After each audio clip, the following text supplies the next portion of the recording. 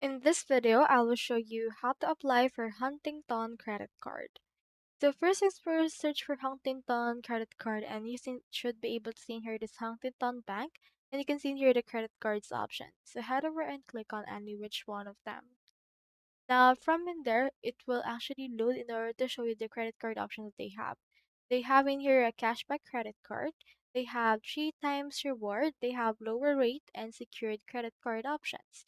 So just choose which one you want. So depending on your need, choose if you want a cashback or reward, lower rate, or a secured one. So for this one, let's head over and choosing here the 3 times rewards credit card. Click onto this apply now option. Now, once you have clicked on that, this will redirect into the next page wherein it will ask for your details in order to successfully add. So in here you can see this. They have in here this late fee grace, free FICO credit score, and no annual fee. Choose in here the design that you would want and click on to this get started.